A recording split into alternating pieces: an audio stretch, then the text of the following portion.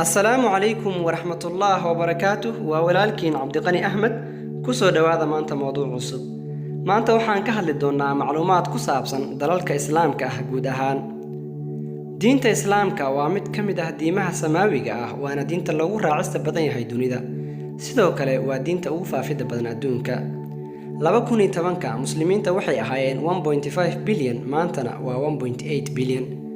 wadamada dadka ku nool ay majority ka yihiin muslimiinta waa 52 dal oo ay ka mid yihiin kuwa aan la aqoonsaneyn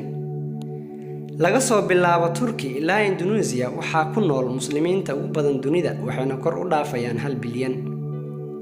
qaaradda Afrika 50% dadka ku nool waa muslimiin waana qaaradda ugu dadka badan marka laga soo tago qaaradda Aasiya wadanka Indonesia ayaa ah wadanka ugu dadka badan dalalka islaamka kaasoo ay ku nool yihiin 250 oo milyan oo muslimiin waana in ka badan muslimiinta ku nool bariga dhexe wadanka Kazakhstan waa mid ka mid ah dalalka ugu baaxadda weyn dalalka islaamka ah kaasoo dhaca bartamaha qaaradda Aasiya jasiiradaha Maldives ayaa ah dalka ugu baaxadda yar uguna dadka yar dalalka islaamka Algeria ayaa ah dalka ugu baaxadda weyn dalalka islaamka ah sidoo kalena ah dalka ugu baaxadda weyn qaaradda Afrika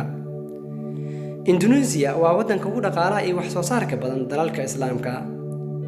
wadanka Qatar ayaa ah dalka ugu qanisan dalalka islaamka sidoo kalena ah dalka ugu qanisan adduunka per capita income marka loo eego